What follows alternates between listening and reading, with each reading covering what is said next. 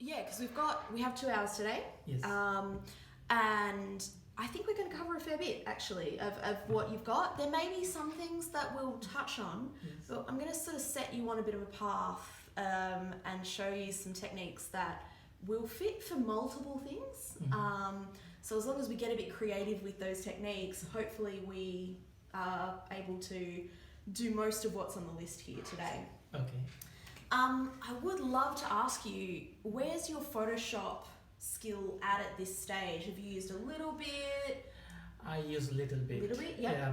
Not Yep. that much. I am very bad in the how to manage the layer and Yeah, things. What I did, 99.9% I use my Yep. Lightroom. great. So sometimes when I some photos, I cannot do Lightroom, so I export to the Yep. PS Perfect. and then do. At some point, I tried to learn a little bit, but Yep. I failed because Yep. I am very not familiar with how to handle the tools, No crop. problem. No problem. Easy. All right. If you wish, you can come this side. You can use. Oh this no, side. we're okay. This is great. So what I'm going to do very quickly, I'm going to print you out. I love sending people away with notes and things like that, so that you can go, okay, that's what that was, and Yes, and So what I also take notes. It's my photography. please do, please do. And obviously we're going to, you're recording this session as well, which is fabulous. I love that you're doing this because it means I think we get shown stuff and then we go, what was that again? I don't remember. So I think that's fabulous. Let me grab a couple of things. What I'd love to start with, because I feel like it's the best place for us to start right now, is that great one of the waterfall where you had the multiple exposures. You didn't want to do HDR, but you want to, selectively get things. I love that you're shooting that way because that's how you should be shooting for what Yeah. you're doing. I love that. So let's, have you got those images in Lightroom so I can show you the Lightroom to Photoshop kind of workflow of that if you're mostly Yes. working? Yeah, Yeah. great. That's fabulous. Digital 3, now where are we? Make a action sequence.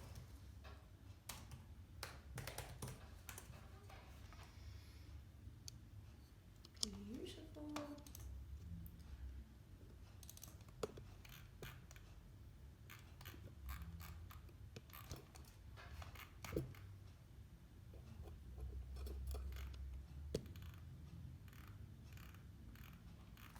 Let's print this off for you.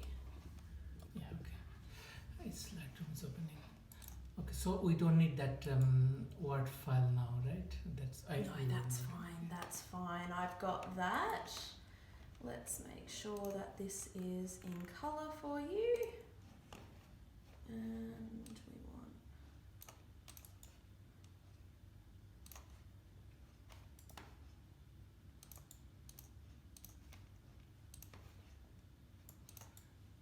Alright. Initially, it take a little bit time, but after open it. It's okay. I'm pretty used to it, don't worry. Computers are our best friends and our, well, yeah. All right, I'm just going to get this print out for you. Okay.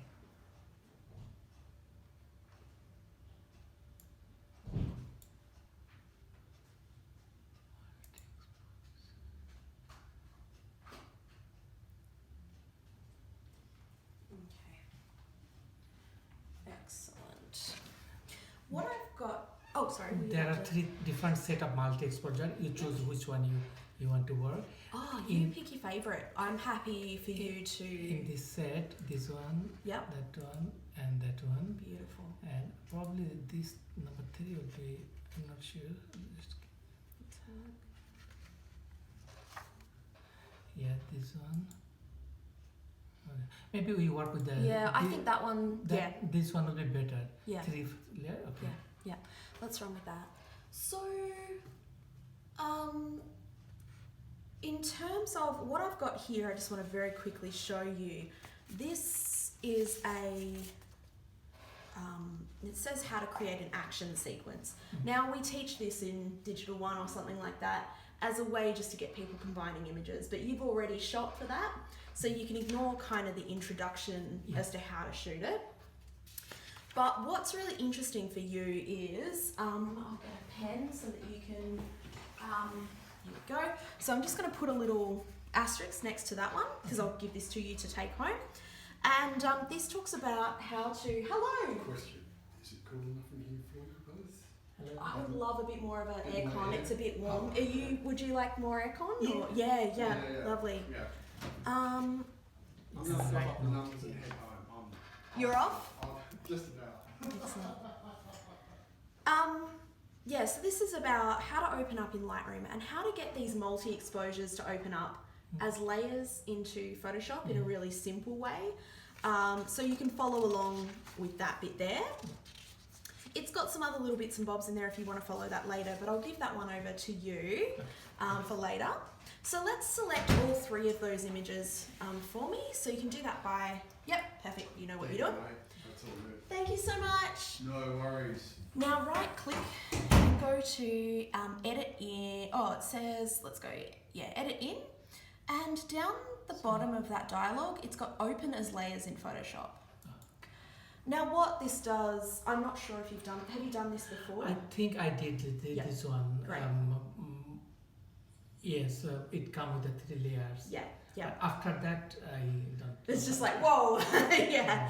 Now, have you ever done any layer masking in Photoshop before? Has that ever been? From the YouTube, Yep. I followed few tasks, but I could not understand what does that mean. How is you painting black but does not coming?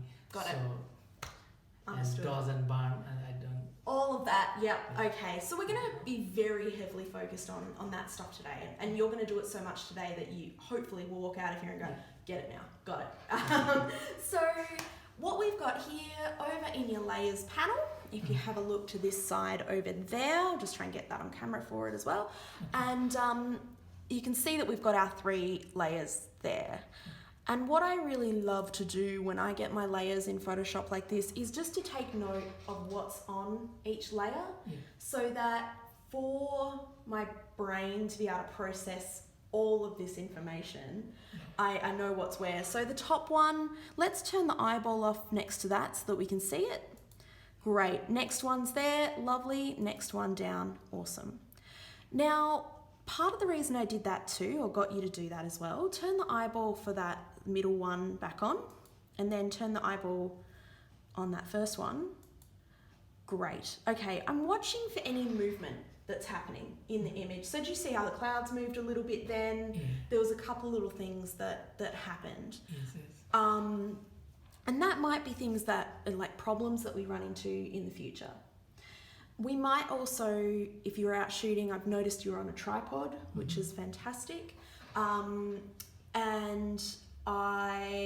But if you bump the tripod or anything like that, I want to show you just a little technique just in case that happens and you're like, damn it, you know. So what we can do is select those 3 layers, and to select those 3 layers, hold down your shift, perfect. And then I want you to go up to, and we'll just make sure that this can see it, go up to edit, and where it says auto align layers, which is in that big middle section there, auto align, fantastic. Now it comes up with this little dialogue here, and this talks about, have you used this one before? Only once on the YouTube. I don't understand that how they great. work. Can I be honest? You don't have to. Just keep it on auto and be content with that because it will work the majority of the time. Okay. And what this is doing is just making sure all of the pixels are lined up. So if it's moved in any areas, it's just making sure they're all perfectly aligned. Oh, okay. So that when you get to doing your Yeah. actual, First thing I need to do this thing. So they're aligned. nice and aligned, absolutely. So for example, you know your moon shot, how you've got that gorgeous exposure of the moon. Well done for that, by the way, because that is hard work. And then you've got your foreground, and the moon's overblown. The first thing you might do in that shot is just auto align it all so that it sits perfectly one over the top of the other. So hit OK, and it may do something, it may not. It may kind of, we'll see how it goes. And it's going to think for a long time. Great. It seems to have done a little bit there. See the top, how you've got that bit there? Yeah. So just turn off your layers, go through and just have a quick look. So turn off each eyeball individually. Yeah, cool. Just notice how it's sort of pulled it together a little bit more. Great, and then they've got that little sky movement at the end. Yeah, perfect. Okay, so from here, this is where we probably want to decide in each layer what we want. You know, what exposures do you want? I'm guessing the sky exposure is the one you want for that bottom one's the one for the sky. The middle point might be some of the water or whatever, and then the top, I'm guessing, is kind of this beautiful stuff through there. Is that right? Exactly, yes. Fantastic. So this is where we need our layer masks. So can you click on the grey area? Now when I mention the grey area of a layer, in Photoshop, upsettingly so, each different section of these layers, so this bit here, and this bit here, all mean different things, which is confusing. So if I say the grey area, what I mean is this little area at the end. Oh, here? Yep, just the empty grey spot. Oh, okay. Yeah, Not yeah. this grey. Yeah, right? See how confusing it is? So I'm going to be using this language all through today. So the grey area is that little empty bit at the end of the layer. If I say the text of the layer, what I mean is the name. So this little bit here. And if I'm talking about the thumbnail of the layer, that's literally the picture there. Okay. Just so you know, so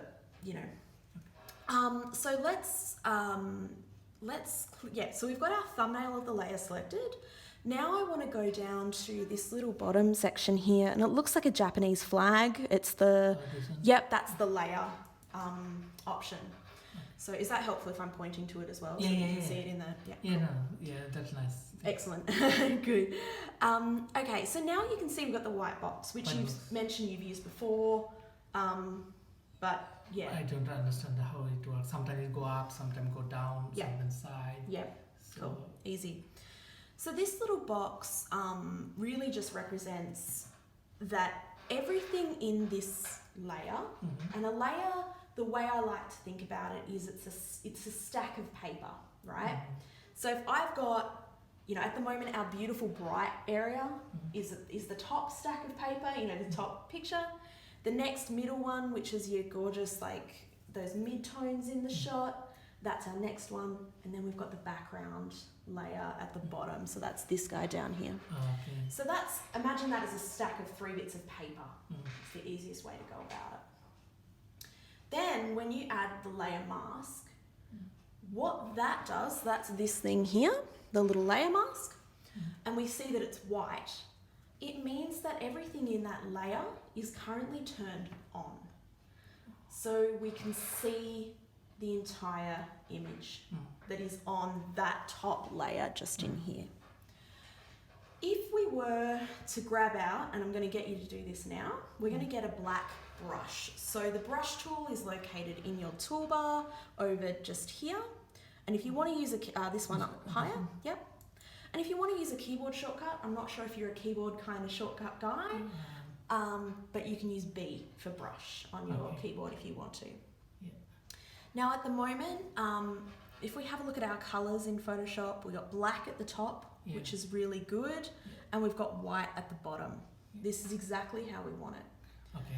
So black is the brush colour here, and I'm going to call this the selection colour, and I'll talk about that later, so don't worry about that yet. It's not actually called the selection colour, I just find for learning that's a better way to think about it. So black is the brush colour. So now if I were to take this brush that we have, which is this little guy here, and just start drawing, seriously, just start drawing on the image. Yep, doesn't matter what happens. You can see that it's revealing what's underneath. Okay. And that's because we're painting black. Yeah. So black is turning the lights off on the image, or turning that area of the image off. So now let's so just have a scribble around just to sort of see how that feels. So we're just revealing what's underneath that layer. Cool. So let's stop that for a moment, and I'll just show you what the next thing is. Now, if you how you cut a piece of paper, like when you cut a normal piece of paper with scissors, you can't undo that. Like that's cut now, it's ruined. The same can happen with images in Photoshop. Once you've deleted an area of the image like we've done, it's gone forever. But in this case, because we've used a mask, so that's that little white box on the layer over here, that guy, because we've used that and we have painted our black onto that, and you can see the little bit of black in there, Yes. that's sort of representative of where it sits on the image, that Okay. kind of black. Yeah. And because we've painted that black on there, we can now actually swap to white, swap our brush around to white, and we can bring that top Bring layer back. back. Perfect. Okay. So, and you mentioned you've sort of done this before, but if we just flick these, see that little, the two little arrows there? This one? Yep, just swap that around, great, and start painting white over the top. Perfect. I'm removing this. So this concept is going to be important for you.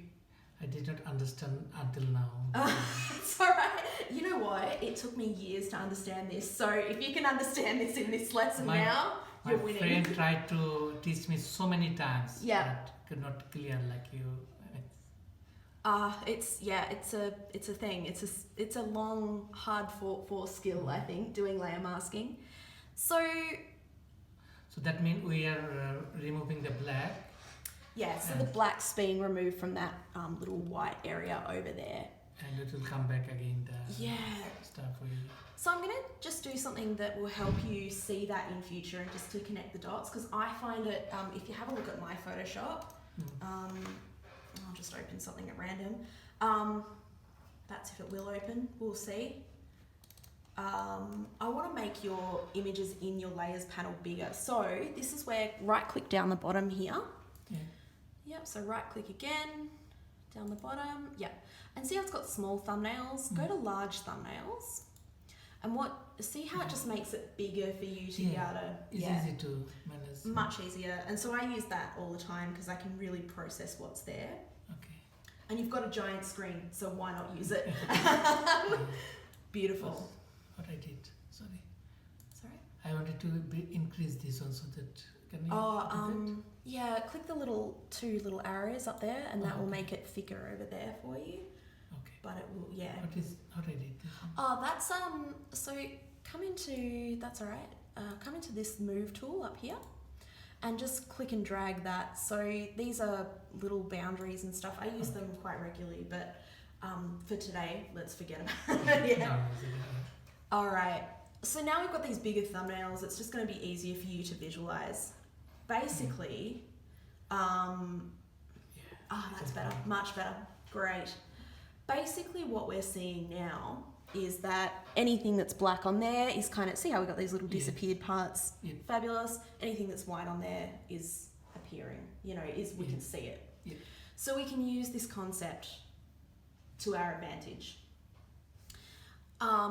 What I'd love for you to do, do you want please take that. Yep. And if I'm going too fast ever, I can talk No, it's okay. like crazy, so tell me to calm down if you need me to. All right. So we can use this concept to get rid of our sky, and we can use it, I guess the upside of this is we can add and remove as we need, and if we mess it up, it doesn't matter, who cares? We can just scribble stuff on and mess around and mess it up, and no problem. and prepare for that, right? Yeah. Like prepare to Photoshop is such a trial and error process. And you might have found with YouTube tutorials and stuff like that, I'm sure you've tried something and it just hasn't worked, and that's normal. So just prepare for that we may end up on a little bit of a journey today in terms of getting it right. So brush tool is fabulous. I love the brush tool because you just paint it on, and that's fine. I'm going to teach you how to use selection tools now, and selection tools make your life so much easier. Is it? Right. Now in Photoshop 2020, I believe it's there. So I'm just going to go, can I get you to click on the layer itself? So this is something you're going to have to do the whole time. Okay. You always have to instruct Photoshop with what layer you're working on, Okay. and whether or not you're working on the layer or that little mask on the Okay. side there. So we can That's the select mask. that one, or Yep. we can Yeah. layer. Yeah. Okay. So that's really important, just to even have that little concept down.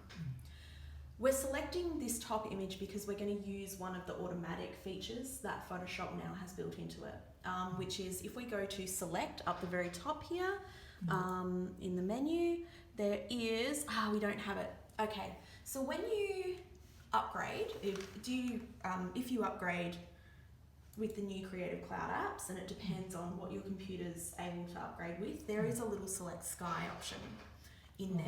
Okay. But that's okay. We can work differently today. So let's grab out our little quick select tool, which is over here. Great. And if you want to use a keyboard shortcut for that, that is W on the keyboard. Okay. And with the quick select tool, what's really nice about it is that you can at any time click and drag it around. Perfect. Yeah, exactly. So let's select out the sky. Perfect. And let go. That's just a graphics card glitch. Don't worry about it so much. It just will happen with your computer. Don't fret. Let it do its thing. It's just going to have a think. One way you can get around this little thing happening is just to zoom in and out. So to zoom in and out, use your command key and the plus key on your keyboard. So command, yep, and then plus. There we go. And then that's zooming in and out, command plus and command minus. Okay. So yeah. Yeah. Great. So this looks beautiful. Now what we can do is make sure that we set what I call, it's not what anybody else calls it, but this is just how I teach it so that we remember it. We make sure our selection color, which is the background color, is black. And the reason for that is we're about to hit delete on our keyboard and we want this whole section of sky to go black because we want the sky underneath to show through. Yeah. Making some sense? Is Yes. that, yeah. So that's black at the moment. So if it wasn't, we would obviously double click and make that black. Okay, so I have to change to the black. Yeah. But now just hit delete on your keyboard. Delete. Yeah, perfect. There's the next sky coming through. And we've already blended that, that around. Is that working for you? Feel good? Yeah. How beautiful was that instantly? Yeah, oh my instantly. God. Just like We got one more sky at the bottom, I think. yeah, absolutely. So if you want to bring through, now we've got a little issue here. Can we just undo that for a second? So just go Command and Z. Yeah, let's make sure that's on the mask. My apologies, that's my fault. Okay, Make sure we click on the mask. Now hit delete again. Perfect, there we go. That worked.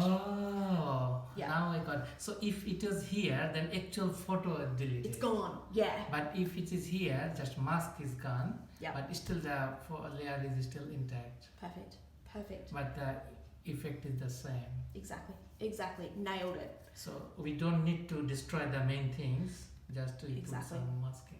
And that's like, say you didn't get your selection right. Say, when you do quick select and it didn't, have you used quick select much before?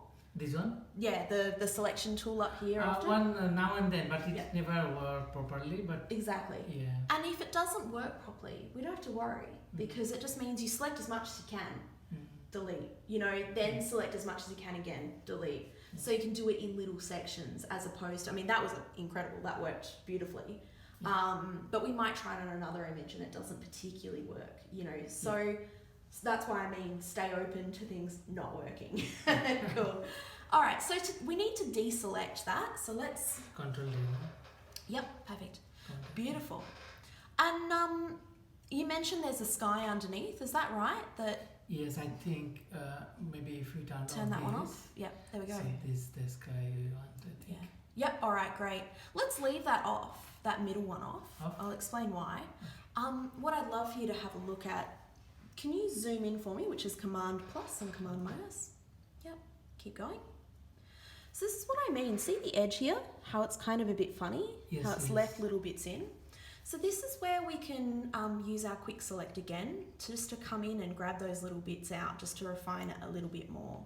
So grab you've already got the quick select tool and just drag it over this little section in there for us. Oops, so see how it's grabbed a bit too much? That's kind of okay. Let's just get rid of it anyway. Just hit delete and I'll show you what I mean. Cool, so it's grabbed the wrong little area, but that's all right. We can undo it if we want, or let's go deselect, Command and D. Beautiful. Let's try that again. Cool. I like to get in really close, so try zooming. So Yeah, zoom in. zooming Oh, in okay. further. Like sometimes you're So- right up on it, you know. Yeah. Yeah, perfect. That's great. And now you can hold down your shift key if you like to add more to that, Shift. which is this one here. Yeah, add more to that selection. Great. Keep going. Fab. And if you've got a little bit too much, you can hold down your option key and just get rid of some of those little areas in there. Nice. Beautiful. And this kind of. Yeah. Great. Let go, see what it's done. Great. Now hit delete. Awesome. So we're sort of getting Yes. that. Yeah. Now we don't just have to do the selecting. We can use the brush as well. So let's go Command and D to deselect. And let's just grab out the brush for fun. So, yeah, that one there, brush tool, yeah. And make sure that brush tool is set to black. And we can do that just by clicking those arrows. It'll bring up the black to the top. Yeah. And now, just a little bit of brush basics. We can use these two square brackets on the keyboard so that they look like either a moustache or little square Oh, brackets, okay, and okay. that will make the brush bigger and smaller. Okay, I need to know. That one's a good one. Yeah, remember that one's one that I use in Lightroom as well. Well, Lightroom, same thing? Same thing. Yep. Oh, is easy. Brush, increase.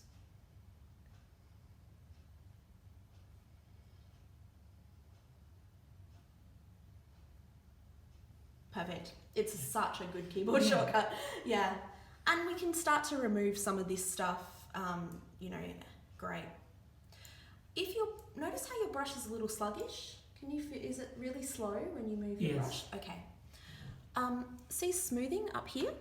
Turn that all the way down to 0.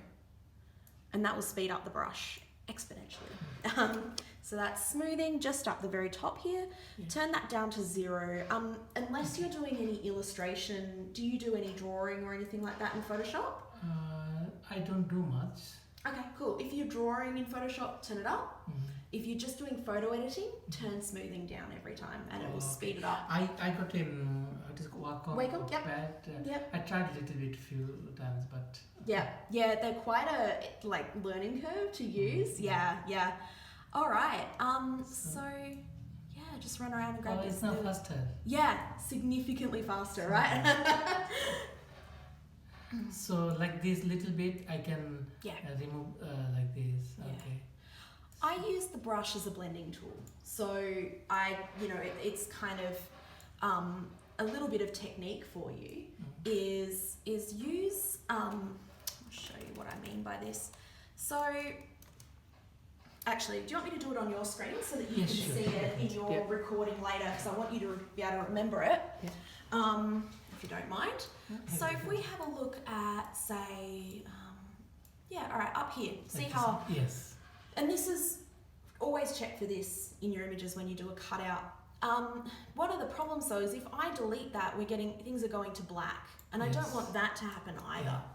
I want to blend. Yeah. And blending, to do that, we actually use the edge of the brush ever so gently. So I'm just very slowly and carefully moving the brush in. I'm not just painting in the middle like so, because see how we get the darkness there? I'm just carefully massaging it would be the easy way to think about it. Which sounds awkward, but there we go. And then if you're finding, you might want to go, sometimes I go a nice big brush just to really blend on, blend those edges through, especially around, see this area here, how it's got the dark bits from where you've added the brush before. So I can just go across with the brush and kind of blend it out a little bit so that it feels so natural. It's continuation and not. Exactly. Okay. So I love using the edge of the brush, not the brush full on, because it just feels a little bit better when you do. So give that a go yourself. Okay. And these skills will go across a lot of what you've Yeah. wanted to kind of learn throughout this. That looks great.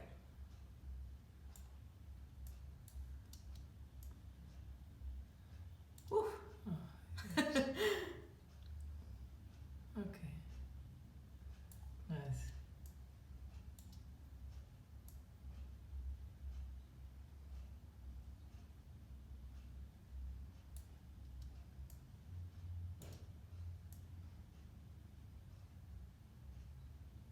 looks fabulous.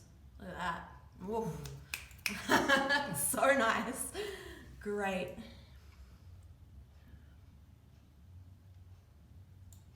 Yeah, so your person's moved a little bit, but it's not too bad. So see those edges that are here? See that black line? That's from when we did the Oh yes. Auto align. Auto align. So how much moved? so don't worry, I don't worry about that until last. I just crop it out. You know, that's probably the easiest way to run with it. Cool. With an area like this, just use your brush. I would just honestly go straight over the top of it. Perfect. Yeah, that's great. Yes. That looks fabulous. Beautiful. Awesome. I want to one thing. I meant the main subject. Yeah, Right. yeah. Yeah, have a go at that bit.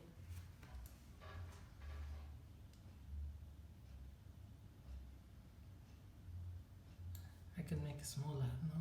If Yes, needed. yep. Beautiful. Is there any option that you can select this is and do automatically? Sort of, but not really. It's sometimes just easier to do it like this. As if you have a look at the, let me open an image. Like especially if there's a hair as someone's head, and Yeah, hairs. Honestly, if you're just sort of getting into Photoshop, avoid hair, right? Yeah. Until you No. No, just an example there. Yeah, there is, but there isn't all at once. It's quite a challenge in general. So I would get used to kind of this process. Yeah. I'll show you a couple more of the selecting stuff. If you do use the select sky option, if you update Creative Cloud on here, that will definitely find the edges better than what this has. So yeah, that's looking really good though. That looks solid. It's better? Yeah, much better. Oops. Great.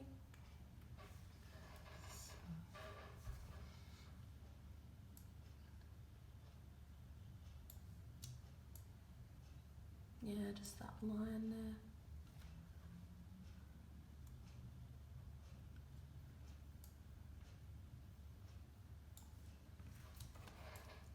Is there anything? Um, We see how much it moved. Because when I put the tripod, there was a plants on them, and they're very soft like this, where there's no grass or Yeah. rocks to put. Yeah. So that's bouncing. I think. little bit of that, yeah. Okay, so what I would do in that respect is just grab a bigger brush and because there's the two layers and the shape is there, just grab a giant big brush. Yeah, that's great, perfect. And then just kind of run it across so that it kind of blends them, you know, it kind of decides between the two. Okay. Yeah, it can be a little bit, and you know, up to you. Is there any setting like flow or something that's? You can use, so at the moment you're on 40% flow. You can go, I would honestly turn flow up to 100 100? Okay. and use your opacity. And 100%? let's go, we can go halfway with that, so it's sort of a in between. A nice quick way to use opacity if you're currently painting is you can use your keys on your keyboard. So number 1 is 10%. So if you type 1, you'll see 10%, Yeah. 2, 20, 3, 30. That's It's so nice. Yeah. Saves so much time. Yeah, so that's a really big help in images like this, using, you know, that in between. Yeah, stunning. That looks much better. Maybe make mine smaller size. It's looking pretty. Yeah, that's lovely. Oh, looking so good.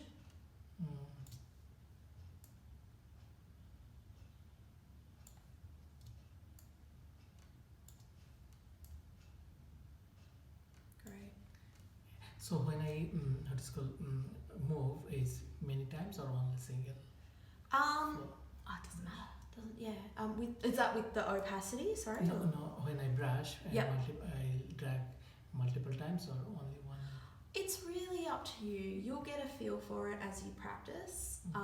So with opacity, the more so if you do one layer, it will only do 50. We've got our brush on 50% now, so it will only paint 50% opacity across. If you let go of the mouse and then start painting again, it will go down further again. It's more consistent than flow. Whereas flow, if you just paint and if you go back over something, it will kind of build itself up, which can be a bit annoying in photo editing.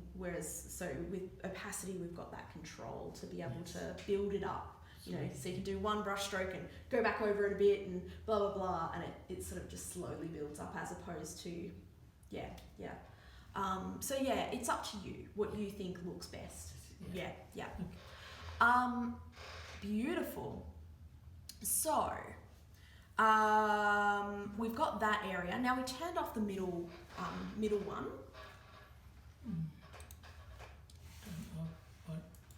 It was off. Yeah, let's bring that one to the top so that we can get some stuff out of it. So the reason I'm bringing it to the top is because I'm guessing that the foreground of the image, which we've got on at the moment, is this bit here, and then we might want to grab a little bit out of that middle one. Yeah. So to bring that one to the top, click and hold the thumbnail and drag and drop it up there. You'll see a little blue line. There it is. Perfect. Oh, okay. Yeah. All right, let's zoom out and have a look.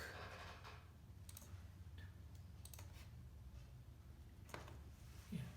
Gorgeous. Okay. Now, what would you like from this layer? What were you thinking in terms of exposure?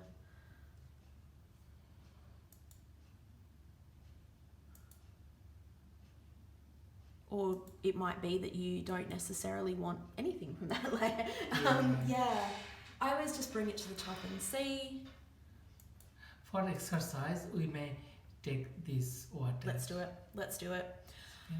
So let's grab our quick select tool. That's the one that, and I'm going to do this in a slightly different order to what we did last time. Okay. So last time, if you watch back the video, we got the brush, we attached a mask. And then we did it, right? This way I'm showing you because this is the way you're probably going to do it most of the time. And so I'm grabbing the quick select first, then I'm going to add a mask, and it just cuts down a few steps. So let's do that. So let's grab our quick select. Yep, select out your water. So which I want, that one, right? Yep. Oops. So let's just grab a bit too much so we can use our option key. Ctrl Z. Actually let's do that. Lovely. The way that I love to work with quick select is just, kind of go slowly, zoom in and out when this happens. Yeah, it happens to everybody, so there you go. Okay. Just, if it happens, you just see it and go, okay, bugger. There we go. So let's just undo that step. Great, try again. Cool, just zoom in and out so that it, great. Cool, Command Z. Zoom in and out. It's just a little quirk you get used to over time. Cool. That is related to the graphics card, no? Yeah.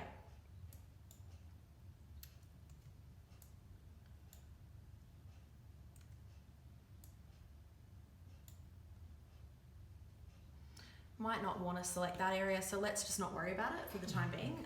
And I'll explain why in a moment and show you. Perfect.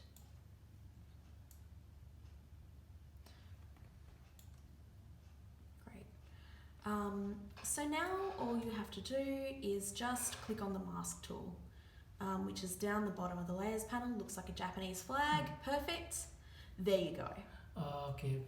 So anything you've selected, the moment you click a mask, it will automatically have selected that area out for you. Okay. So convenient. So can we do one thing? Yeah. We select this and paint this with the black, then... That's exactly what you're going to do. That is precisely what you're going to do. You already know what you're doing. Fabulous. Let's do it. Brush tool. Yep. Okay. Okay, so our brush is currently set to black. So we need to swap it to white Okay. to bring anything from that layer into the image. Oh, okay. Because we are doing as a reverse way. The reverse, exactly. Now your brush is currently on 50% opacity. Okay, So to turn it up to 100, you can double tap 0 on your keyboard, or yeah. yeah, Oh, 0 is 100. yeah, just press it twice really quickly and that will get it to 100. Great. There we go. Gorgeous. Yeah, just kind of massaging around there. Is there any like in Lightroom there is a auto select? I means if I go over the as it will not. Is there any? I mean, generally that's what quick select is for. Now, I'll show you a little trick. The reason why quick select wasn't really working before, so just stop for a moment, is because there wasn't enough differentiation between the background and the water in this sort of darker exposure. They're almost same. Right. But you have the lighter exposure. Remember how, so let's just turn this layer off for a moment. I'll show you what I mean. This one. Yep, great. In this layer, you've got a brighter exposure. Yes. So you can use quick select on this layer and actually transfer it to the other one. I'll show you how to do it. Oh, is that? Oh yeah, so good. So let's click on this layer here Okay. and let's grab out our quick select. Ah. Great. And let's not worry about up there because we've already got it in the other selection. Okay. You know, so we don't have to worry too much. It's just this bit in here. So do a little bit of a, yeah. Great. That's the section we wanted. Now, go into this layer, into your layer mask, onto the top layer. Yeah. Turn a top layer on for us. Yeah. Okay. Click on your layer mask, which is that, yep, that one there. And make sure that the back is set to white because we want to bring the, remember how I said that's the selection color? Yep. So the easy way, yep, go cancel, just swap them around. So this is the selection color. So if I want to now hit delete, you'll see what happens. Delete. Hit delete. There we go. So you can select on other layers and then just select a different layer and use that selection on different layers. Because you're shooting different exposures, so you can get away with a whole lot more, right? That looks bloody gorgeous. I don't know about you, but that looks nice. So that looks visible. stunning. And foreground already is Yeah. shining. Yeah. So I think this is a perfect image to start learning some dodge and burn, right? Because you mentioned that you wanted to do a bit of that in your, great. This is my main things I need to learn because I do lots of multi-exposure, but I end up with no output, and it's nice. I got hundreds of sets, or maybe thousands of sets of this sort of images, but I could not blend them. Fantastic. Wow. I always use in Lightroom HDR, and they end up with like a it gets really flat and weird. flat and not realistic. And also another thing that you add, how it is called, you align the layers so it make perfect if any there is variation, but Always. HDR does not have much. Yeah, it's not always as good as like the Lightroom one. It's a bit funny at it. So yeah, I mean, I'd love to show you some dodge and burn to bring out, for me, if I was working on this image, I would want to bring out some of this wave and texture down here because I think it's gorgeous, right? And you might want to bring out some extra wave in the water or just make it like totally zing, right? And that's sort of where we're getting with here. So let's deselect for a moment. And I want to show you, actually, I'm going to give you a little tutorial that I've made up of that one. Okay, where are we? That's not the one. That's all right, I'll grab it in a bit. This is not fun. That's okay. I'll show it to you a bit later. So have you ever used adjustment layers in Photoshop before? Adjustment layer. Is that what is called like a black and white something. Yeah, along those lines. Yeah. Yes, absolutely. I forgot the terms. Yes, a long time ago, I think. Beautiful, gorgeous. We're going to use them. We're going to get right in there. Okay. This is where things like, you know, your selective colour, where you've got the dress being red and everything else being black and white. This is where this exactly the same concepts are going to come into play as dodge and burn. It's actually the same process, Okay. just using different adjustment layers. So I'm going to show you those. I'm so excited. I get really excited about this part. So for starters, we're going to do a basic dodge. Dodge being brightening an area to work with. So let's go to down bottom. So yeah, great. So down the bottom, next to the masking button, if you have a look down there. Oh, sorry. Click on the top layer. My apologies. I didn't word that very well. This little guy here. Yep. This one? Yep. Now I did that. I'm just going to move our camera so you can see it properly. So it looks like a little yin and yang icon. That's the way I remember it. Or it's meant to be black and white. That's sort of the idea. Yeah. Now you've got a bunch of options here. And when you get home, what I'd love for you to do is just apply some of these, mess around with them, see what they do. You can't go wrong, right? Like, as in, you can always delete the layer and nothing's going to matter, right? But for today, we're going to do a basic dodge and burn.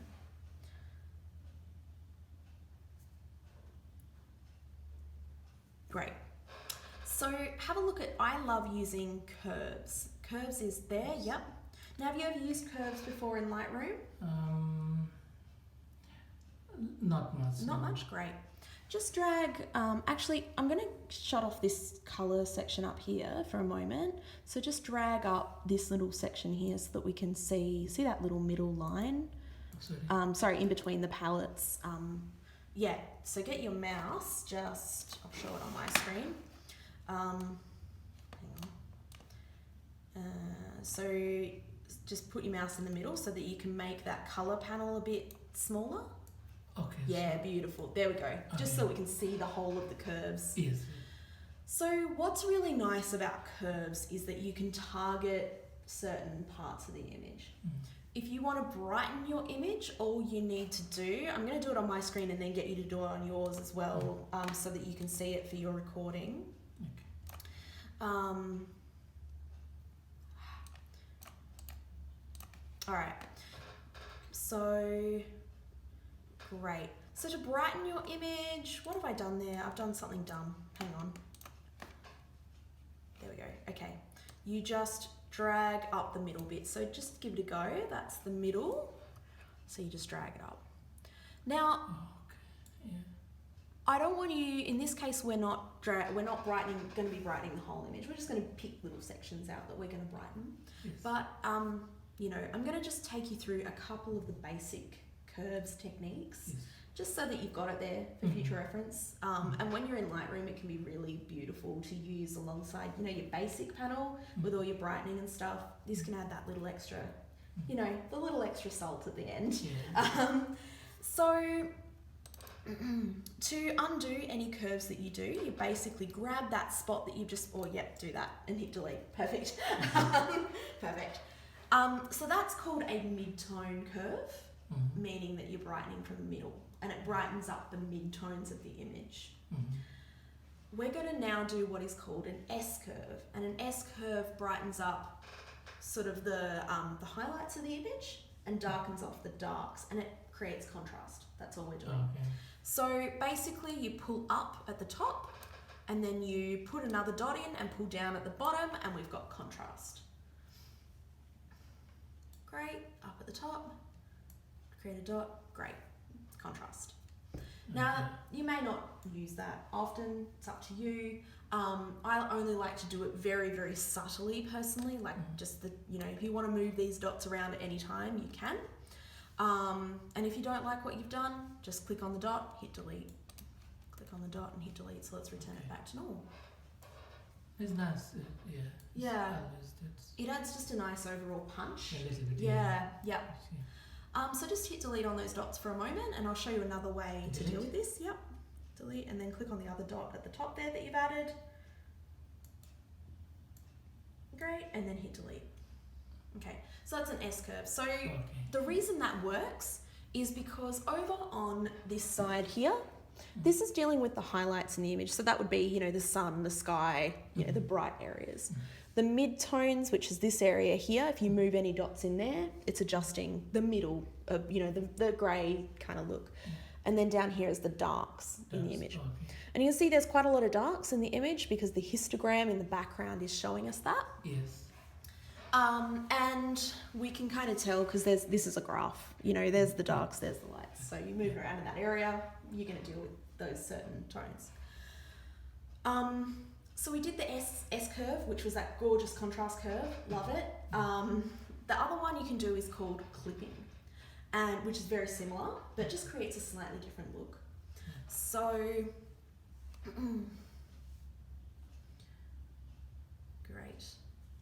So clipping works at the ends here. We have input and output. So these two little arrows. So there's an arrow here and an arrow here. And we can basically just drag those arrows in. So drag it in and then from one end and drag it in from the other. And it just gives you a really beautiful punchy contrast. So slightly different look to the S curve. Okay. A little bit harsher, but you Yeah. know, it's there as well.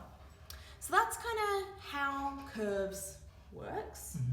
And you can add as many dots in there as you want. You can get really refined with it. If you don't, you can use once you've selected one of these, you can like very carefully refine it as well by using your up, down, left and right keys. So if you were to click on, that little thing, With the arrow? just with your arrows, you get really fine adjustments with it. Great. So we're going to use, so we're going to use for this particular situation, we're going to do a very, you know, that dodge and burn look that's just adds that, you know, to the image. So let's just drag those arrows back to the edges so that we kind of return things back to normal.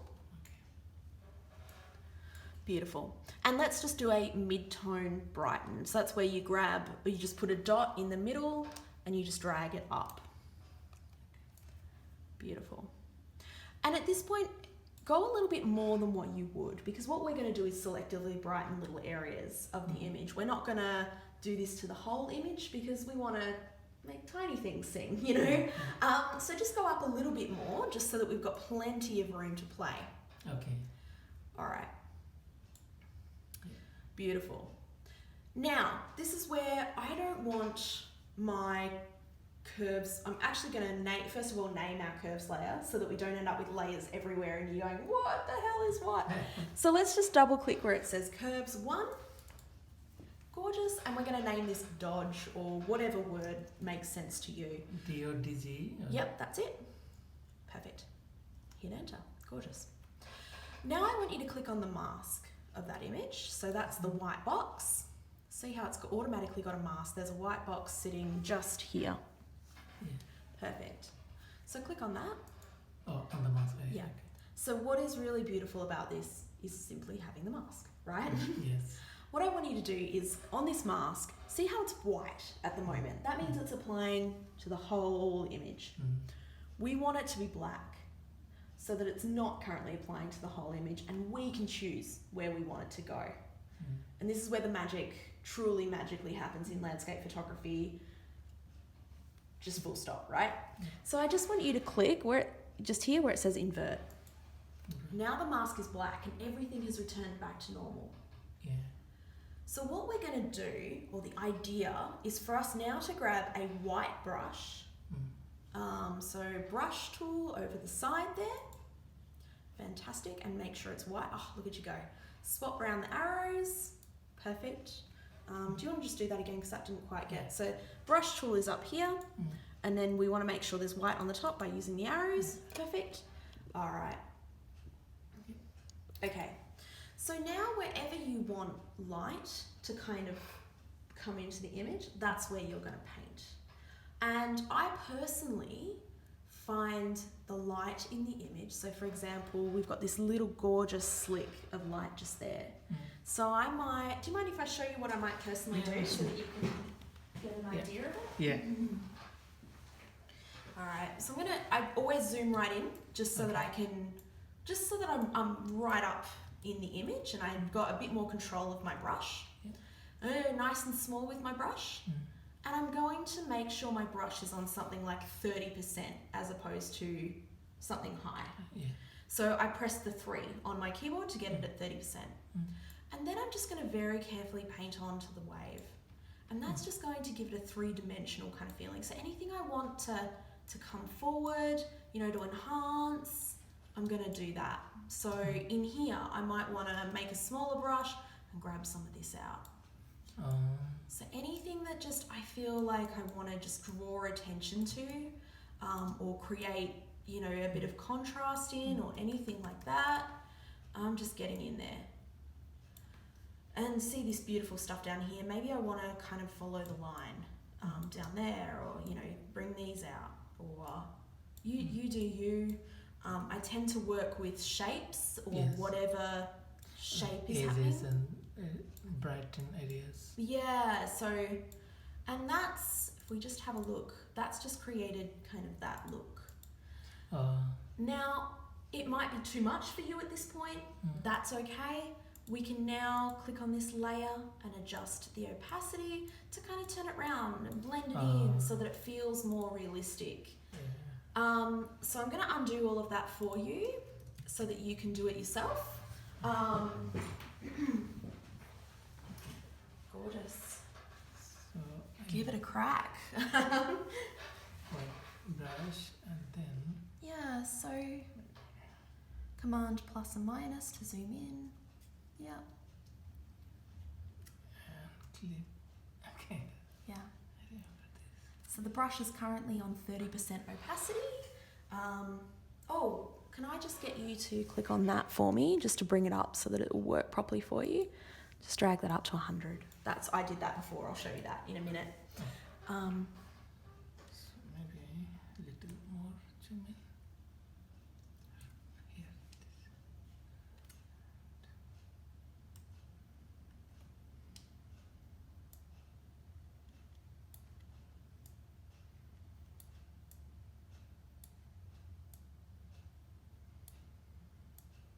Beautiful.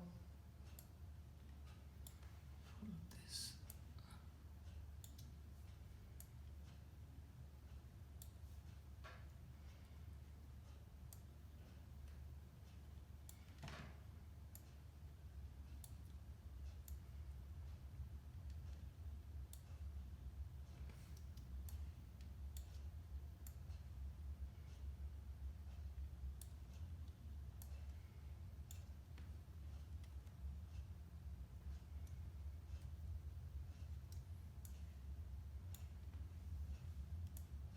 Yeah.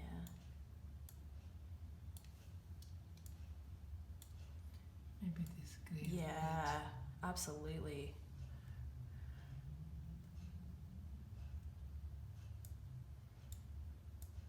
Will be bright enough, no? Yeah, that looks great.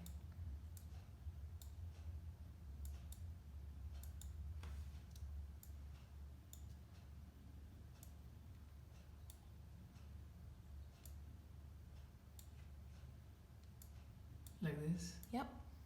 Go for it. You'll find you can go hard at it and just, you can remove it later, who cares, you know? So be willing just to experiment with it, and yeah, that looks beautiful.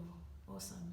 And then if you feel like, so just turn that top layer on and off so that you can see, that's the dodge layer, just so you can see what you've done and whether or not, you know, I love the green pop, damn, that's beautiful. And if you feel like you've done too much or it's gone, which you generally will feel that way, see where it's got opacity over here?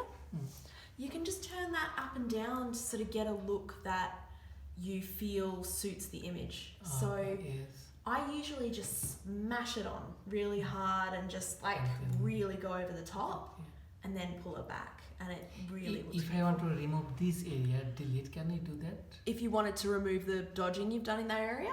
Or, yeah. Like I don't want to like, for example, I want to keep these things, but I thought that this is too much. Yeah. So So that's where you just turn the brush into black and then just roll it out.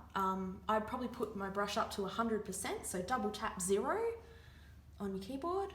Beautiful. And then you can just, you know, get a big brush and erase it out. Like I want to There you do- go. Okay. Perfect. Yeah. So that masking concept is really handy here. You know, we've used it Yes. for the sky and to, you know, mask photographs. Now we're using it for dodge and burn. Yeah. We're about to use it for selective colour, you know, and we're going to use it for the moon. So masking is going to be you're going to live there, you're going to set up camp there, it's going to be your favourite thing in the world.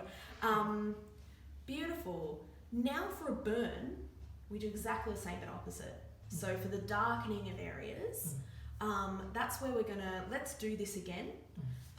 So let's click on our little yin and yang icon that's down the bottom next to our masking tool. Yep, perfect. And go curves. Gorgeous. Now, last time we grabbed from the middle and dragged upwards. This time we're going to do the opposite and go darker. Done. Perfect. Yeah. Awesome. Now, click on the mask again. Yep. And now we want to invert it because at the moment the mask is all white. Perfect. And that takes it away so that we can start to do that pinpointed, you know, little bits of colour. Let's make sure our layer is called burn. So let's go down to the words on the layer. Yep. And just call that burn. Or you can call it darken, whatever you feel more comfortable with. Awesome. Now let's make sure we're clicked on the mask. So just on the, on the mask, And now we're going to grab the brush, but make sure you check what colour the brush is. So white's gonna, I need to white. white, White is lights on. That's the way I think of it. And look, if you mess it up, if you're sort of not sure that you're gonna remember it, one little trick that I have for new Photoshoppers is to keep your finger on the X key. Cool. And when you hit X, it just swaps those around. Oh, okay. So as you're painting, maybe you mess up, you just hit X and re-scribble it back, and then hit X again, and then you can continue going, you know, so it's a nice way to work with it.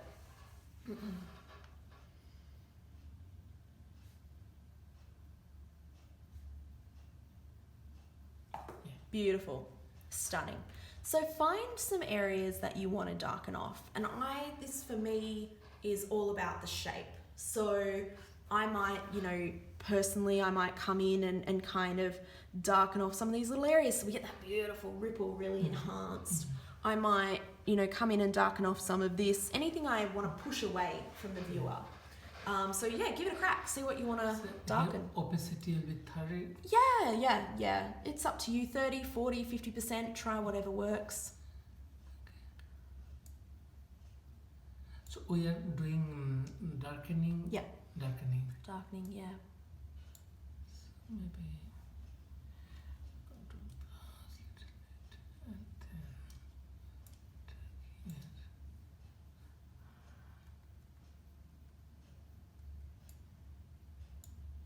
it. Alright, so it doesn't seem to be, is it doing much? Oh yeah, there we go, it is. Yeah. Perfect.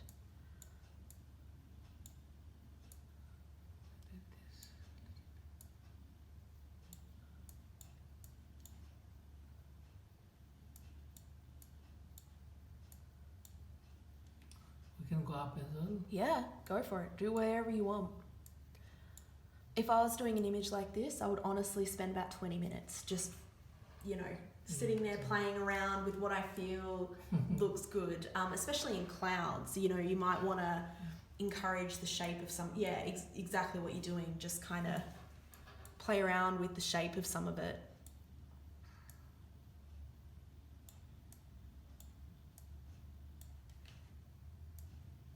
So basically these these masks are for whole canvas. All of it, if you want it to be. Yeah. You can make extra ones if you want to. So, like in an image, I might have 5 or 6 dodge and burn layers that are separate. It's completely up to you. If you find that you want to leave a layer alone, that you've done heaps of work, you love what you've done, you don't want to stuff it up, then you might add another burn layer, you know, on top so that they're individual and you can turn it off. And if you're about to do something dumb or you think you might do something dumb, create another layer. You can have as many as you want. So this mask Yep. belongs to this one. Exactly. But these two belongs to whole top of the whole. They belong to the curves. Just, you know, you created that brighten and darken. They belong to the brighten and darken areas. Yeah, think of them like, you know, cellophane, like see-through, or pieces of glass. Think of them like pieces of glass. One's tinted, so it's a bit darker, and one's frosted, so it's a bit lighter. And then, you know, that helps. Yes. Because if you're sort of imagining it's empty, then you're like, what am I doing? You know? Yeah. All right. So, yeah, on an image like this, you can go for as long as you like. Get really artistic with it and have loads of fun with this dodge and burn, and practice what you feel looks great. Have a look at what other landscape photographers are, where they're dodging and burning as well. I love that. That when you turn it on and off, it's really quite a beautiful difference.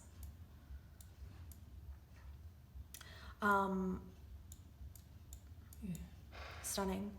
You can also encourage, yeah, that looks great actually. How do you feel about it? It's better. I mean, it's like a, Yeah. you can reveal the clouds from there. Yeah. Reduce the brightness of the sun. So you can actually do large areas as well, and you can use our selection tools that we used before. If you remember, we used Quick Select. Yes. And we selected this, you know, the water on its own. You can do very similar in dodge and burn. Can I use that one? Absolutely, go for it. Let's do it. Okay. So let's select an area that you might want to play with. Okay. Perfect. For example. Yep. Is shift. Yeah. Yeah. Let's do that. This one. Now all you need to do is exactly what you did when you edited, you know, when you selected out the water, except instead of clicking on the mask tool, you're going to click on the adjustment layers, which is the yin and yang icon. Beautiful. Let's go curves just for fun. Great. And now let's brighten that area just for fun at the moment, and just so you can see what it's doing. So just up here, we've got the curves. Yep. Drag it up. Excellent. So we're just adjusting that little area. Only that area. Yeah. Now there is hard lines and stuff like that. You can also darken it off. Oh, hello. Don't worry, because it's an inner mask. So we can bring the brush in and soften those edges. Or there's a little trick we can use. So get it to where you think you want it to be in that area. We're darkening it. It's up to you. Yeah, go for it. Excellent. We can paint a little bit more. Well, I'm going to show you a little trick very quickly. Click on your mask. Okay. Yeah, and see how it comes up with this little thing. To blend it through a little bit, you can also just use the feathering tool. So just feather off, turn it up. Excellent, let it go. So that might have been just a bit too far, so pull it back a bit. But it just softens the edges. Oh, yes. And blends it through. Yeah, that's nice. Yeah. So it's a really fast way to do big areas. You know, if you want to grab a whole sky, done. I also use not just the quick select tool, I use this one here. This is the lasso tool. So let's pull it out. And let's just select an area that you might want to do something to. So yeah, and just draw it out. Excellent. Great. Perfect. Okay, and now you can add your curves. So click on, that one there. Go curves. Awesome. And brighten, darken, whatever you want to do to it. Great. Click on it, feather it. Go further if you want to blend it more. Beautiful. Yeah. Gorgeous. And it just allows you that control over absolutely everything, you know. Oh my god. You are, yeah. So for me, in this area, I use lasso tool so often because it's so easy just to scribble on something. And whereas Quick Select tries to do things for me, and that gets in the way a little bit. Beautiful. Make bright. Yeah, bright and do this one. This always it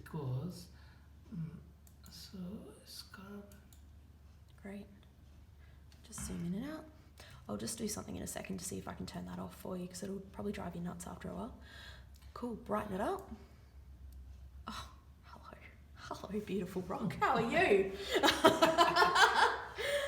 One thing to watch from a technical level is see how this area here has now gone a bluey colour, and technically that would be a little bit darker. Yeah. So what you would do is just drag in this little end point here. So you've darkened it, but you've retained your black. So don't go too far, just a tiny little bit, just a touch. Yeah, see how it's just blend, you brightened it, but you blended it a little bit. Just be aware of that as awesome. And now you might want to soften those edges. So click on your curves layer at the top there. So the mask, sorry, my apologies. Click on the mask at the curves layer. Beautiful. And feather it out just a little bit just so that it blends through. Beautiful. Great. Density is interesting. Go turn it down a bit. Yep, just there. Notice how the mask has gone grey. So greys are opacity. So any level of grey is going to show more or less of the layer. So it's just making the layer a different colour, like the layer mask a different colour, so you can bring more of it through. Play around, see what works, see what feels good. It's up to you. Awesome. Great.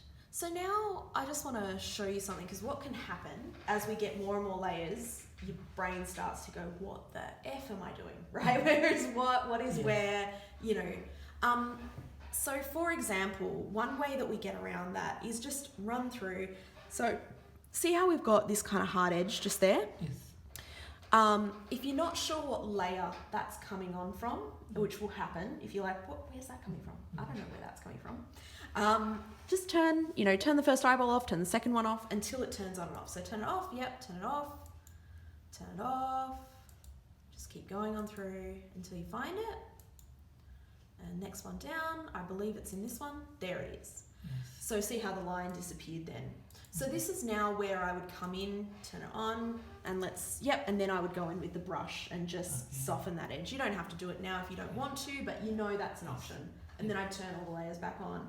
And so that's sort of the technique if we find, see any mistakes that we're not sure about.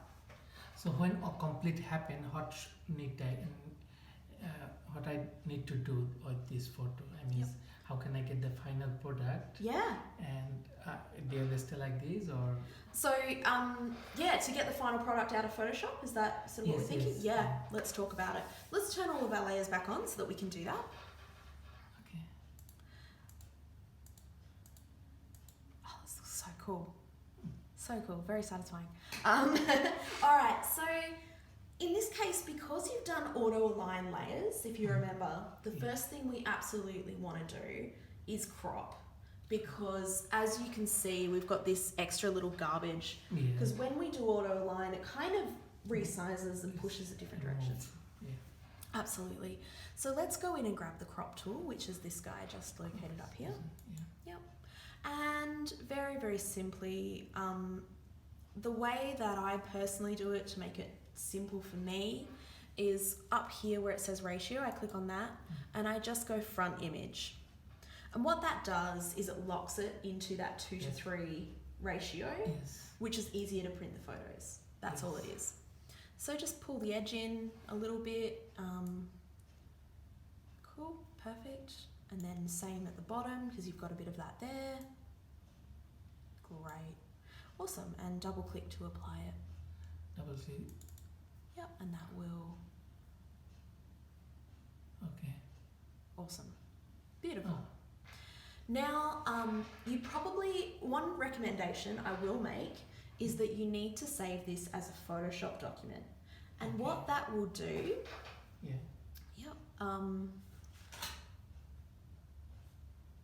so what saving as a Photoshop document will do is it will retain all these layers for you. So that if you find that you want to do more work to it later, or maybe you print the image and something that you did to it looks funny in print, which happens to me all the time, then you can go back and just exactly about the problems. Exactly. So let's just go to File. Yeah, and go to Save As. Perfect. You can go to save as well. I just, Yeah. yep, whatever. Doesn't matter. Cool. Gorgeous. Yeah, so, okay. At the moment, it's going to automatically save as a TIFF file. Mm. Now, you can also save it as a TIFF and it will retain the file, the layers. Mm. The reason we often don't is because TIFFs are an older file format and they take up more space on our computer. So we usually click on Format down here and Photoshop Document at the top there. This one? Yeah. Now, a very quick warning, and I would love you to take a note of this because it's so important. Mm. You might try and save as a Photoshop document and it will refuse. It will say the file size is too big. Mm. So if you ever get a warning for that, that's where you would come in here and pick large document format instead. So this is just a warning when you're adding lots of layers. Mm. So just, yeah. So large document format is if Photoshop complains about saving Okay, as a Photoshop document, Okay. then go to large document format. If,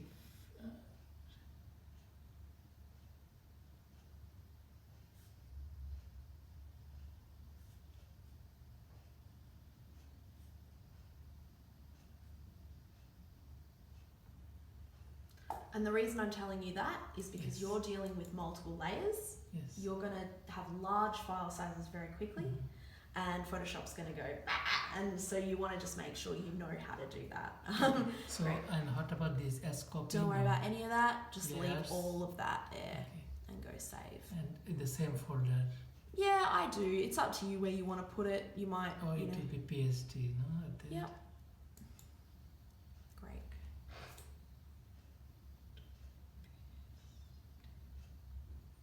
Awesome. And if it's a large Photoshop document, it will save as a .psb instead of a PSD, which can get Okay. confusing. But yeah.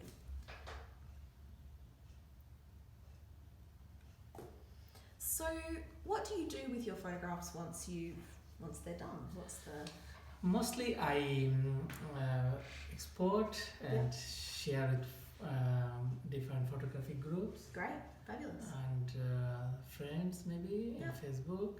Yep. And sometimes I add few competition like this one I just print and Great. then I got a good printer,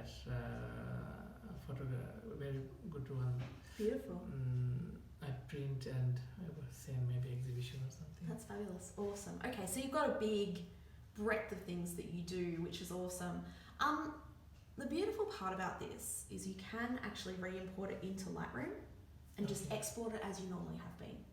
Okay. So, and I love doing it that way because it means that, do you have export presets or anything like that set up for your Lightroom or? Export, yes, I got preset a few different Yeah. size and things. That's it. So it means that you don't have to change that process at all. Yes. So that's personally the way I would do it. I would import that Photoshop document into Lightroom and do it that way. Okay. Because otherwise you're just going and confusing yourself. But my printer is set up with PS. Yep. And Okay. PS has a two different profile for printing. Okay. So to save, if you want to save this for printing, you could print straight from this PSD. Yes. And that will give you the widest gamut possible. Yes. You can also save this as a JPEG if you like, Mm.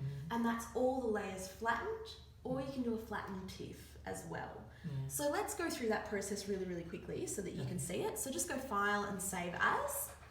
So that's File, Save As, Seven. gorgeous. And down the bottom where it says Format, that's where we would change up the format. So just click on where it says Photoshop and you can go JPEG, you can go PNG, whatever works for you. Great, and then go Save. But if save, it will not change the original file. No, it'll be separate from the original file, Okay. so which is really nice. Great. So here, this is very similar to Lightroom. You know how you've got like quality, minimum, maximum. If I'm printing, I'm always at maximum. If I'm putting on the web, I'm at a minimum or something like that. I'm not worried too much. But yeah, and there is kind of, don't worry too much about that. Okay. And then go okay, great, and that creates a JPEG file. Okay. You can do your image sizing and stuff like that. And to do your image sizing, do you like size your images in Photoshop first, then print it, or is it just you print straight from? I print it straight and then I put the size there. There is a Probably a better way to go about it. Sweet. Yeah, awesome. Is that sort so of how can I go to the Lightroom from here if I want? great? So click on your Lightroom. Yep. And there it is right there for you. It's already there. It's already there. Okay. Lovely. So if you have, you know how we, at the very beginning of this lesson, we selected the multiple images, we asked them to be opened in Photoshop. Because of that process, Lightroom has gone, yep, I see that file, I see you're working on it, and it's brought it back into Lightroom for you. Okay. So now you can do your normal exporting and all of that kind of If stuff. I do little bit adjust here, Yep. it will affect to the PS as well. No, it won't. So it will be a separate, it gets confusing from here. I only ever really work on an image, so in Lightroom before I go to Photoshop. So anything I do in Lightroom, that's in Lightroom. Anything I do in Photoshop, that's in Photoshop. Otherwise it just gets messy. If you are going to open this image now from Photoshop though, something that you should know, just try it, right click and go edit in Photoshop. Edit in Photoshop, first one, perfect. It's going to come up with this dialog and it says edit a copy with Lightroom adjustments, edit a copy or edit original. You want to select edit original. This is super important Okay. because the original is now not your raw files that you shot. Your original is now the PSD file that you created before. Okay. And if you go edit a copy, it will be, you won't have your layers. Sorry? Another copy will be created. Yeah, it'll make another copy of it. Exactly, things get messy. Or if you go edit a copy with Lightroom adjustments, it'll flatten the layer so you won't have all of your beautiful layer work that you've done. They'll be destroyed? Almost. It will not save it over the top of your previous layers, but it will create a whole new thing and you'll end up with lots of the same file. So always just go edit original if you're going to open in Photoshop again. Beautiful. So you cancel or? Yeah, cancel it. Now, there was another one that you were talking about wanting to do, doing some Photoshop overlays. Do you want to try some of that? Overlay? Yes. Yeah. Yes. Let's pick and, I got few portraits. Yeah, beautiful. Oh, wow. That's a great shot. I just... Beautiful. These are gorgeous. She's a famous photo model and Yep. she's in the Canon, Yep. what is called, she's Yep. a promotion. Yeah, fantastic. Well, do you want to try putting an overlay over that one? Can you do? Yeah, Yeah. let's do it. So, You can do and then it will be quickly. What do you think? would you like, okay, no problem. So, That I can follow. Yeah. all right. So this is the image here that we're working on. I'm gonna right click and go edit in to Photoshop. Now with so are these your Photoshop overlays here? Yes. Yes, those are. Oh, great, beautiful. There are a few more. Few more? Yeah, that's all right. I'll grab. Let's have. If I'm not sure all coming or not. Yeah, all came. They all seem to be there. Okay, great. Yeah. I love stuff like this. This stuff is incredible to work with, and I'll show you. Actually, I'll do it now. So the way I tend to work with these is, we see that? Yep. I'm going to right click because these are JPEGs. Now you can shoot your own as well. Just bear that in mind. So this here is just fairy lights that are out of focus. So yeah, just your fairy lights, throw your camera out of focus and photograph it. Every time I see them, that's what I do, right? And same with these. This is just somebody, that maybe not that one as such, but this one here would be someone with a torch shining it into their camera in the dark. Any of that stuff, photograph it, have fun. If you've got kids, get them to do it. They love it, you know, or just hang out with Usually friends. this sort of photo come up by product and Yeah. we delete. Oh, no, keep it. So I'm just going to right click and I'm going to go show in Finder, and that just shows me where it is so I don't have to scroll through. And this is a really simple trick for bringing stuff like this into a photograph. I'm going to click and drag. I'm going to hover over your Photoshop icon until Photoshop appears. There we go. And then I'm going to drop it onto the image itself. Now, it didn't do it because I'm in the crop tool. So I'm going to do that again for you. I'm going to click it. I'm going to drop it on your not drop it on your Photoshop, Just- but wiggle it yeah. until Photoshop comes up. Come on, Photoshop. There we go. And then I'm going to drop it on the photograph itself. And it should do it. Come on, baby. You can do it. Come on. Is it having a think about it, or is it just not doing it? We're not sure. You can also just drag and drop straight from there. Yep, okay, there we go. Okay, great. Now what it's done is it's brought in the image with the resize options already on there. So for example, I can choose where the sun's coming in. So I'm just going to rotate it. I'm going to say it's going to come in from the top, right? Make it the size of the image. This stuff is so cool to use. And then when I'm happy with where it's going to be, I'm just going to double click. And this is where my absolute favorite part of Photoshop exists. This is the blend mode area. So blend modes are located just here in the layers panel. So you go to opacity and it says normal right there. And with that, you can just run your mouse over and find what looks good. How good, screen is usually going to work with something like this. How good does that look all of a sudden? And you know, I'm just going to select screen. Now if it's too much, no worries. We've got the opacity and we can just turn that up and down. And you can decide, you know, how that looks. Now, this is the next level, master level of this. You know how to mask now. Yes. Great, because we can now mask. Click on that, and if we don't want it so much on her face, we can grab the brush tool. We've got a mask that's on there now. I'm going to swap it to black. Great. Okay, so where we left off last time, do you want me just to repeat what I did so that... Yes, let's do Yeah, just so that it is complete in this section. So what I've got here is an image that I've opened up from Lightroom. I'm going to go into Finder and grab, you know, we've picked out this image here as something that might work really well for, you know. So I'm going to drag and drop it onto your photograph just here. Now it comes up with this box automatically, which is super handy because it means that we can rotate, you know, around or do whatever we like, you know, and put it wherever you want essentially, and resize it, you know, as big as you want or as small as you want. Excellent. Woo. All right.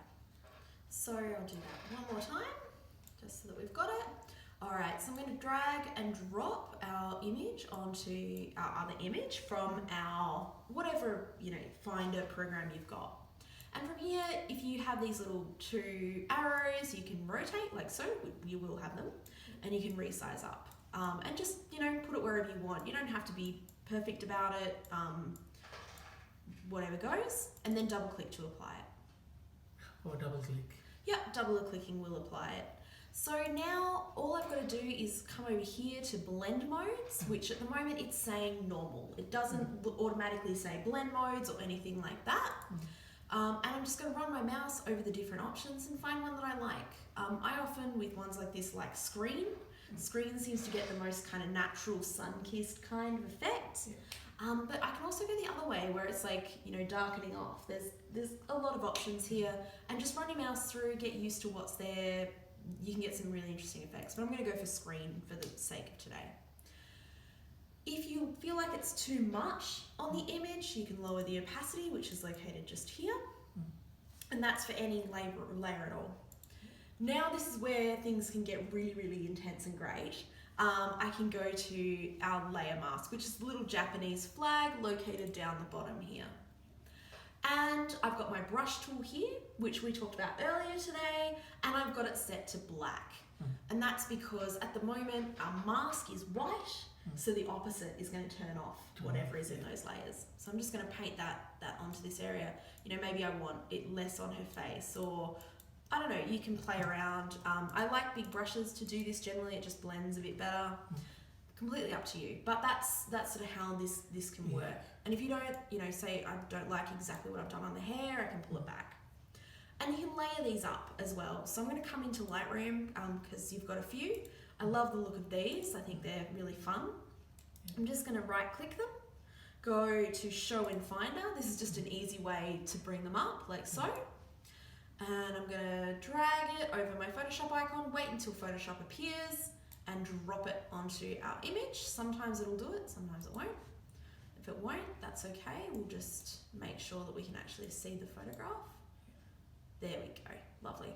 And exactly the same process. I'm actually gonna go just... We can put multiple, like... Yeah, oh yeah, you can just go nuts. Go nuts. Okay. And you can do this with your landscape photos. You know, you might wanna add extra whatever going on. That's totally fine. So I'm gonna double click. I'm going to adjust, you know, this, just run it over, find what I like. I'm betting it's gonna be lighten or screen. You did double click or? No, just running my mouse double click to apply. Apply And then just running my mouse over these and finding ones that work. And it's so up to you. You're gonna find some interesting effects here. Screen, as I said, generally is my go-to. Can I send it back instead of front? Yeah, you can. So in terms of sending it to the back, this is where things can get really fun. Yeah. So if you want it behind her, let's turn these layers off. And the reason for that is similar to the reason that we remember last time we did quick select, right? And we selected from a different layer because quick select wasn't liking the layer that we had. Yeah. Similar is going to happen here. If I try to do a selection on this layer, it's going to try and select from that layer. So I've just turned everything off and I've just got the background image. Now, this is super fun and you're going to love it. I'm going to go select and then subject. Now, select subject is one of the Photoshop smart kind of selections. And in terms of portraiture and stuff like that, it tries to select a person almost perfectly. So that was, I'll just do it again for the camera. That was select and then subject. And notice how the person is selected. Oh, yes. So now if I turn these layers back on and I click on my bokeh layer, and then I'm going to hit the mask layer, it's appearing on her, right? Notice that? Yeah. And that's because if I look in here, the background is black, meaning lights off, that's disappeared, and she's white, meaning that lights on, it's appeared there. So I'm going to click on this little invert thing, and now that's gone to background. Yeah. And then, you know, you will have to go in. If you have a chance to update your Photoshop, you will get better selections around hair, because notice how the hair's a bit hooky up here. Yeah.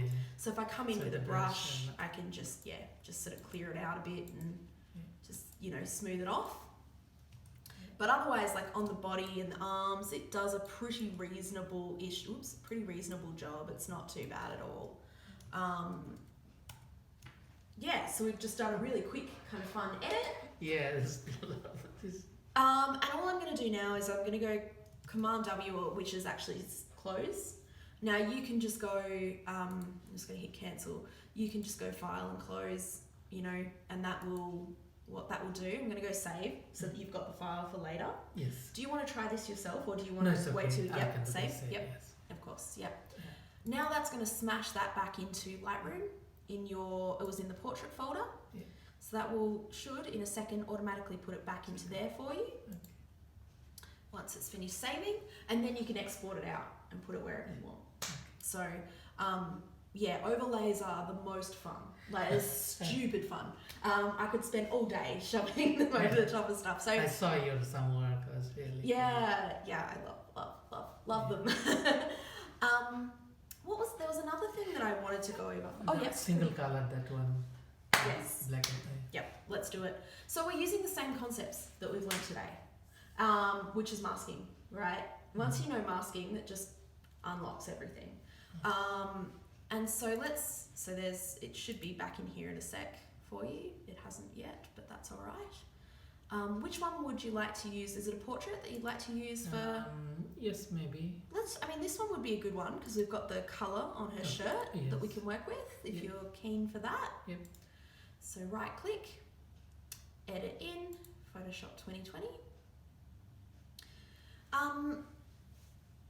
So this is a really fun, similar kind of situation to what we've done in this image. We did the most work in this image, but the concepts were exactly the same. Yes. And Those this are is- the breaks. Yeah. I can know. Yeah. Like this, I could not understand quickly. Even the next one, if I did not see this stuff. It helps doing it on your own images too, I think, because you go, oh yeah, of course, that's, yeah. Yeah, it's true. Alright, so just make sure that the camera's pointing down. True. Oh, hang on. So for the start, we'll go select. Yeah. So this is where we can do select and color range. Select color range. Yes. And what's really fun about this, I'm just going to move this out the way. There we go. You can relax the camera for a second. Is just start clicking around about the area that you might find that color. There we go. There it is there. Okay. And just kind of adjust it, right? So I'm just grabbing the flames. I'm just worried about the flames. You can adjust this in and out. I'm probably going to sit it about there. We'll see. Just have a play. Now remember that it may work, it may not work. We'll see how we go. Let's go okay on that. So we've just selected the little bits of red that's in that section there. Now I'm gonna, if you want to move your camera so you can see down the bottom of the screen, we have the little yin and yang icon, which is down here, which is where we found curves earlier. I'm gonna grab a black and white layer. Very simple. Now, when I did that, you can drop it down now. You'll notice if you look very carefully, it's just affecting that selection area that we made. Yeah. But this is where that's because if we have a look, the background is black, meaning that it's not showing on those areas. The lights on that layer are off in that area. So I'm just going to hit invert. Now, if I zoom in, we can see, oh yeah, okay, so it's done it a little bit, fairly reasonable. We've got the black and white coming through. We have a bit extra coming through there, but this is where we use that exact same concept, right? Where if it's black, we're going to get rid of the black and white layer, so we can just paint it in there. Beautiful. And adjust your brush size up and down so that you get a decent kind of look. Done. If you don't want what's in our armpit, you remember earlier I mentioned the X key when Yes, okay, this is the color, and I'm just gonna remove the color. Oh, I'm only on 30%. There we go. Opacity. Always check your opacity. There we go. Excellent. I'm gonna get rid of the color in the rest of the image. Stunning. Cool. And you can just paint around and figure out where you want that red to be. Okay. Great. If we accidentally go outside, it will be. If we go outside, then we can hit X and reverse it around. The other option is you can use quick select as well. You can use any of it. So if I just wanted to, I'm going to turn this layer off and do a shorts instead. So in this case, because it's a block color, so I used selective color before because it wasn't really very well defined. Yes. But now, because the shorts are really defined, I'm going to just select the shorts, or as much as I can. All right. There we go. As I said, as much as I can. What are you doing? Yeah, just. There we go. Same in here. Stunning, beautiful. All right. Now I'll just leave the rest. Yeah, just for practice. And I'm going to add black and white. Another layer. Now notice it turned the object black and white. That'll mess you up every time. So we need to just make sure we click on the mask Invert. and click invert. And then there's the blue in the shorts coming through instead. Yes. So however you select it, it's up to you. It's just making sure you hit that invert. And then you can play around with the brush now and get it. If we turn on the middle one, that will be the address too. So this is interesting. If I turn on the middle one, it's going to turn the whole thing black and white. And the reason for that is that this is covering the other one. So if you want them both, the easiest kind of way to do it is probably do it in the one layer. So for example, if I want the shorts now, I can actually command and click and that will reselect whatever's in the other layer for me. And I should be able to, in theory, no, I messed that up. I can go select inverse and that will just select the shorts and then hit delete and just have the shorts. You can also just use a paintbrush or whatever feels comfortable to you. So that's that one. That's really simple. And once you know how to use masks, which you do now, you're getting super pro at it. Yeah. The big thing, the mask. Yeah. I'll save that one for you as well so that you've got it on your computer and you can have a look at it later. Now we also have, what other ones were there? We got the multiple exposures, the moon blending, the Milky Way. Moon building will be better, I think. The moon blending? Moon Don't have a look at that. Okay, great. So you've got these two images, is that right? That's sort of the ones you wanna, do you wanna look at, no, that's all right. So it's just this one and this one. Yeah, that. Okay. This is just going to throw it out there. It's going to be a challenge for any Photoshopper. So keep that in mind as you're working on this because it's going to throw just about anybody out. So I'm going to go to edit in and I'm going to go to open as layers in Photoshop, which is the option we chose before for your the beautiful beach scene that we worked on. Great, and that's going to take a little minute. It's going to layer them up for us. Great. Oh, I love that exposure on the moon. That's just stunning. So we've got the issue. The reason why I mentioned that it's going to be a challenge. Yeah, one thing I want to mention here. In this photo, when it was moon, we expect that this sky would be a little bit lit up. Yeah. If we remove whole sky, that will not represent of the sky. Yeah. So that is that's absolutely, and that's the challenge that you sort of face here. So in this case, I'm probably not going to worry only because about remember the aligning layers. It probably won't do it because the exposure is so different between the two. So the easiest sort of simplest way to look at a shot like this is, now let me think. You've stumped me actually. Okay, so we're using the concept from before where, see how we've got the cutout of here, but in this layer we don't. So I'm actually going to grab this one and create a selection from that. So grab my, okay, that didn't go as well as planned. That's all right. Let's see. We don't have our tolerance up there. No, all right, that's okay. So I'm just going to be very careful, see what it does. All right, if you're in a situation like this where it's not going to really select anything because everything's so close, we're not even going to worry about it. What I want to do realistically is we'll grab the moon from this one, just very carefully. So to do that, we'll just quick select it and it should, it just selected from, see how I'm on the wrong layer? It selected the other moon. There we go, so grab that moon and I'm going to create a mask. Now, you've got the problem of, obviously, we've got this moon here, and if I hit the move tool, which is this one over the side there, I can now move that layer around, right? Which is all well and good, but if I just cover it up, it's not gonna do much. So I can, if I want to, go edit and free transform, and I can make the moon bigger. That's one option. I'm going to give you a couple. So just drag it up, line it up, drag it up, that's one option.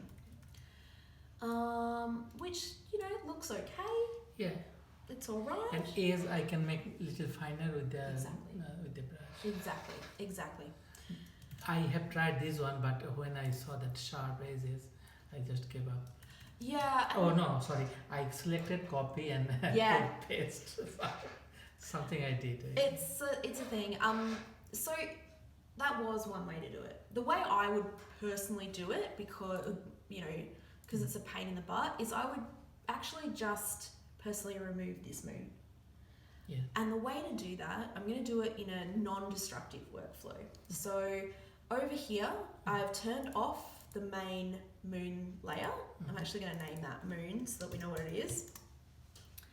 I'm going to click on this guy here. And I'm going to add a new empty layer. Now the reason I'm doing this is if I stuff this up, I can turn it off. Yes. And just, which you are going to stuff it up. I'm just going to be honest, we all do. I always plan for the fact that I'm going to do crap stuff and to get to the end, right? So layer 1, here we are. And I'm going to click on, we have here the healing brush tool, which is over the side. I'm going to click on that. Now, Healing Brush uses a version of Content Aware. Content Aware is where it looks at the image itself and it tries to pull it in. Actually, I'm going to go Spot Healing tool, my apologies. Spot Healing is over here. It's got the little line on the outside of it, if you can't see it on the video. So it uses a type of Content Aware where it looks at the image, looks at what's surrounding your brush, and it'll pull it in and sort of go, okay, well, we've got this texture here, I'm going to work with that. And the trick to this is getting your brush size around about the same size as what you're editing. So I'm just actually going to click on that moon. Now notice it didn't do anything when I did that. That is going to happen. And the reason being is that this layer is empty. So it's not doing anything. So I need to make sure it's sampling all layers, which is this little checkbox up the top. Okay. And then I'm going to click on that. And it's going to do its best. It's going to have a really solid think about it. Oof, that was not good. Let's try it again. Do a really good paint of it. Come on, baby. Work with me. It's all right. Might not be as good as what I'd wanted it to be. And this is where I would, probably just go, oh, that's crap. So I'm just going to delete it, right? Add it again. What about I cut off this one so white will be go away, and then use a little bit bigger so that there will be sampling from the surrounding. Absolutely. Let's do it. So bigger brush, you reckon? Little smaller and then almost same size. Yeah. Oh, have a look up here. See your mode? Oh, okay. Make sure that's on normal all the time. Let's try it now. Should work. Come on, friend. It's all right. It's probably not the best. The other one you can use is the Healing Brush tool, and that's where, have you used the Clone tool before? Clone, yes I did. Yeah, Clone. okay. So it's similar to Clone, and you just kind of, all right, cool. And you just keep painting till it kind of blends. And it will eventually kind of blend out. Like so. You can work further on it. Nice. Yeah, so that's that one there. And then we can turn our moon on, and you've got a moon in the sky. And that's probably one of the easier ways to go about it. And you can keep blending this layer if you want to, so that you get nice gradient in the sky. But that's How sort can of I how do it- that? Blending? Sorry? The blending is, I forgot the blend. Oh, so I'm just sort of selecting from different areas to Okay. blend. I'm doing exactly the same thing over and over, just so it all blends through. And then we get that moon sitting in the sky. I mean, that looks fabulous, Now, one final thing that I noticed, and I just want to cap today off with it, is that there is stars in that sky, in this image here. Yeah. If I go have a look at the original moon, I should seem to remember. Probably the other one. That's all right. Let's have a look. You had an image of the Milky Way, for example. You might want to add your Milky Way in from that image into this image. So This is, keep your options open, right? So let's just go edit in Photoshop 2020. And it's all using, I'm going to select all of it. So select and all. I'm going to go edit, copy. And then I'm going to come into this image and then go edit, paste. Now, you might have just shot the stars over the city that night. I'm not sure. However, I'm not sure what your, some people feel funny about this. It's up to you how you feel about it. But you know, then you might go, all right, let's come down to screen. Cool, we've got you can see your camera in it. Let's just resize this a bit bigger and cover up. There we go. Yeah. And then we can use our brush tool and our mask to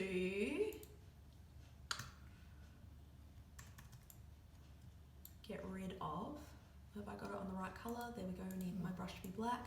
Yeah, to sort of blend through that sky situation so that you get kind of a city kind of look. Now, I haven't done the best job of that, but No, you get the idea. I can kind of blend it through, and there you go. Oh my god. Yeah, and it's completely different. One of my friend told me that, can you put a sky on my... I said no. Well, there we go. So she wanted like a... Yeah, we can now. So, lots of options with this layer and layer masking technique. And once you've got, so that's combining our blend modes, our layers and layer masking, the whole shebang is in there. Cool. So, look, final thoughts for today. Is there something that from that list? Because I think we've been over kind of most of it. Yeah. What have we got? Shadow and highlight, Milky Way, and star trail improvement. Yeah, how selective colouring, been through that, photo merge and stacking. We talked a little bit about that. Is there anything sort of from here we can...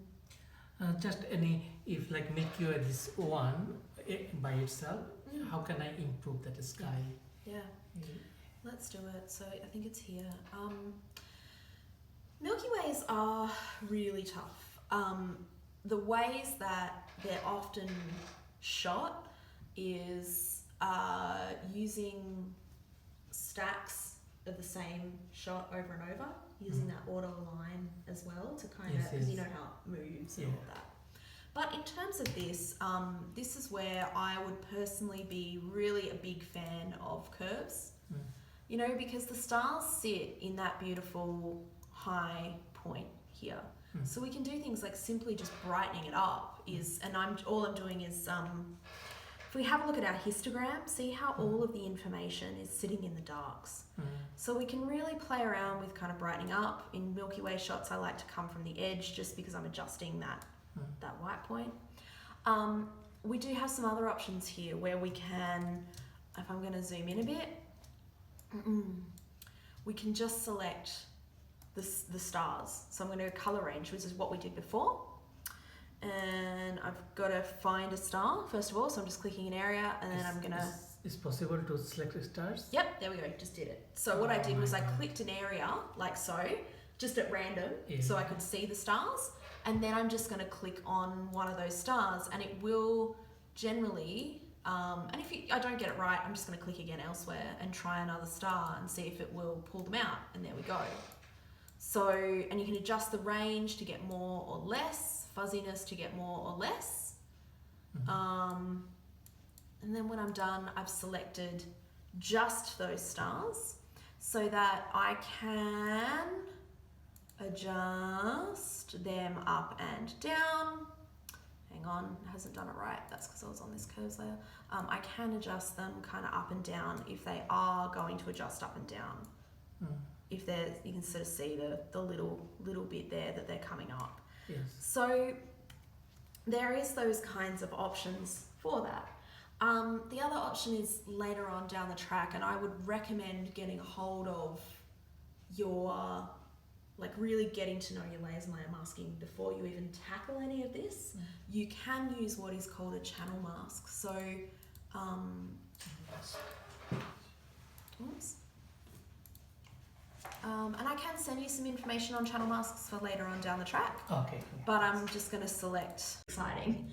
One way that you can do it, I'll just, while you're recording, I'll very quickly do a channel mask for you. So if you do follow it later and you want to give it a crack, give it a crack, you can. So channel masks, I'm going to click on the background of the layer. I'm going to come into channels, which is located just here. And then I'm going to click on each channel. And what I'm trying to find is the one that's got the stars in it, which is at the current moment, it's blue. And I'm going to hold down my command key and click on the thumbnail of that channel. And you can see it's just selected the little bits. Yes. I'm going to click on RGB again so that it brings back everything. Mhm. Go back to layers, and now I'm going to just add a curves layer. And you notice I really default to curves, right? It's just because it's so versatile. And so, you know, I can add in whatever the hell I want. You know, I'm adding some contrast by creating an S-curve. In terms of color tones, there is no right answer. And that's what's really exciting about astrophotography. In your curves layer, we've got a little thing saying RGB, just here, red, green, and blue. So if you want to add more blue, you can. Just crank it up and add more blue. I mean, go for it, right? Now, because we've done a channel mask, it hasn't selected all of that, you know, all of it at all. It's just kind of got the outside of the sparkle of the stars. So when we turn it up, it retains some of that, the red. And that's kind of nice because it means that you can add colors in wherever you want. Go nuts, have fun.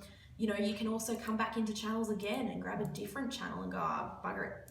Honestly, play around. I've just held down command on that one. And now I'm going to come back to layers and I'm going to add another curves layer. Oh, I just accidentally clicked exposure. That wasn't what I wanted. I'm going to add another curves layer. And in my files, I can tell you right now, I probably have the most insane amount of layers. Never be afraid of layers. You know, maybe I want to add some red in there so it goes purpley. I'm going to create an S-curve in the red. So this is just, I've picked a color and gone for it. Go crazy, you know, really experiment with it. And if you see this, it might be a bit too far for you, you can click on your layer and just pull it back a bit and you'll get blends happening. So have to be familiar with all the tools, I mean,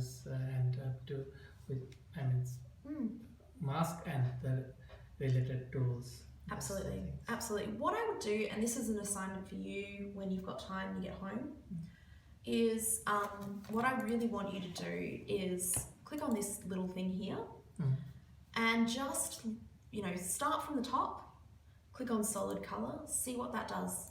Oh, solid color literally just adds a solid color over the top. Okay. Right? And go okay. And then practice turning it on and off. And then if you don't like it, click on the layer and hit delete. And so click on the layer, the gray area of the layer. Probably the easier way is to drag and drop it onto the delete button and it brings everything back. And then try it with the next one. Gradient, pattern. Just try each one and see what they do. Yes. And get familiar with them. The ones that I use the most, in just the ones that I'd love you to get really close and personal with, curves. If you find curves a bit daunting, try levels. Hue and saturation is really great for some of your color stuff, and black and white. So we've got levels, curves, hue saturation, which is just there, and black and white. Okay. Everything else I use as well, but they're the ones that I would say are just, you know, yeah. I mean, you've seen how much we did with curves today. We pretty much used curves, that was it. And just figure out what these do, because once you know what these do, you can use them with a layer mask, which you've got now, you know, to be able to kind of mess around with it and see how that goes. Yeah. Awesome. All right. Yeah, thanks for the last one quick question. Go for it. That is, like in a portrait, I do sometimes help friends or take some photos. Yeah. So sometimes friends, I saw lots of portrait photo. Wait, this photo is not anymore. Sorry. You're right. Like in a portrait, they put a tone like a little bit bluish or something or goldish. Yeah. So how that can achieve and what is the perfect way to... Perfect. So once again, as we sort of said, like I live in, well actually there's a few ways. If you're in Lightroom and you want sort of different tones, like let's look at this one for example. If I go to develop, all right, and in basic, one thing that I really love to play with when I'm first looking at a photograph is it's kind of new where it says profile, Adobe Color. I love to click on this here. Okay. And in here, There is all kinds of garbage. Literal weird. Oh no, I didn't know even Oh, that so much crazy stuff. I mean, look at that. That looks beautiful. is. I thought these options are in mobile phone app. I know. So just here, click there. It's Yeah. got all of this amazing stuff. So that's the first one. I mean, I love Yes. these. Make sure you kind of get your brightness right. You know, but that's a great looking fashion kind of Yeah. shot from the get-go. So that's in Lightroom. Cool. And Lightroom also, we can hit close. Lightroom also has that in curves, right? So here's my tone curve. Mhm. It does have a little, where are we? Blah, blah, blah, blah. Now, where is it? Where are you? Are you hiding from me? There we go. Okay, so there's a hidden little thing of curves Yeah. in Lightroom. Yeah. When you click on this section here, see that little bit and see how all of that crap just rolled away? Awesome news fast. So I'm going to hit reset on this photograph just so that it comes back to its initial thing. So for example, we can set where our blacks are. We can create like a, you know, kind of grey tone looking image, you know, that vintagey effect. That's one thing. But that bluish kind of tone that you might see, that fashion tone, you know, we can come in here and drag this up. If you get to know curves really well, you instantly master your tone, right? And then, you know, play around with it. So for example, I've just made the blacks a blue tone. If I want to make, I can take this back. So that's by pulling this around a bit. I can adjust the top point here and make my highlights blue. So just the highlights themselves, they're blue now. Oh, hang on, I'm not really doing a great job of that, but there we go, yeah. So have a play, and then clicking on the different colors, you can kind of mess around with it and really get fine points. So here, if I adjust this section up, it's gonna make the highlights go green. But then I can do what's called a split tone, which is an S curve, and pull it down and make it magenta in the darks. The whole world opens up, right? And it's exactly the same process in Photoshop. So in Photoshop, let's get the same image. I'm just going to hit reset. Come on. And then I'm going to open this guy in Photoshop, edit in, Photoshop 2020. Sorry for taking longer. It's fine, it's all good. We're having fun. So, all right. So it should open up in here in a moment. Come on, computer. You're doing so well. Yeah, I'm surprised that it's really doing well. It's doing Handling incredibly. PS and Lightroom Yeah. together. Yep. Usually I'm working with them both open, but you know, it's up to you. I wonder if it's gonna let me, yeah, beautiful, all right. Come on, baby.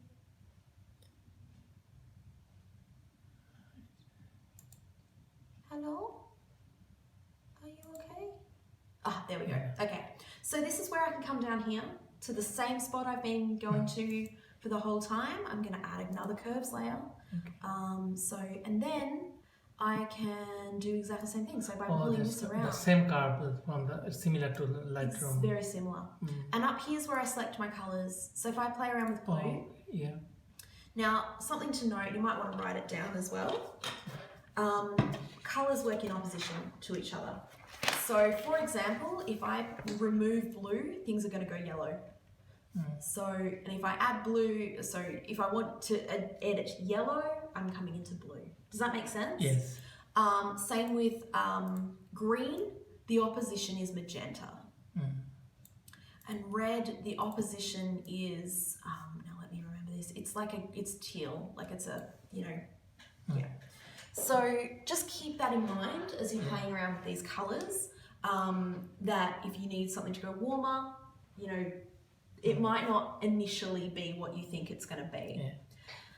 So this will be if affect whole image, not the selected blues. No, because I haven't, you know, selected anything, I haven't done anything, it's just doing it to the whole thing, which is really handy. So I'm going to add some blue in my highlights, and then maybe in my shadows I'm going to pull them out so that we get like a kind of street kind of vibe. I can pull in these edges if I want to really get blue kind of feeling weirdness. And you know, if I want to edit all the colours at once, I can just, you know, like brightening it or something, I can come into there and brighten it up a bit as So well. already looks like a nice one. Yeah, absolutely. I mean, it's a great shot. You've got an awesome stock shot. So I got heaps of shot, but I don't know the editing first. have fun. Oh my gosh, go play in curves. Curves is going to be so fun for you. Awesome. So yeah, just play around in curves, and then from here, if you want to add more for fun, why not? Let's go. What's this guy? Yeah, let's do it. So I've just dragged some bokeh over the top, and I'm going to go to. Let's go to screen. Go, lovely, and maybe I'll move it off their faces. So I've just got the move tool, and I'm just going to go, all right, a little bit off their faces. Let's just have it down the bottom of the image. And so I'm going to add a mask, because see how I've got those edges going. And so now I'm going to grab my brush tool, and oops, I didn't add a mask. Failed at the mask part. All right, and I'm going to get rid of the kind of, oh, see how it's grey there. Let's make sure that that is black. Awesome. I'm going to get rid of this top stuff if it's going to let me. There we go. There we go. So now it's just kind of some of that happening down the bottom. Sorted. How fun was that? Sweet. There we go.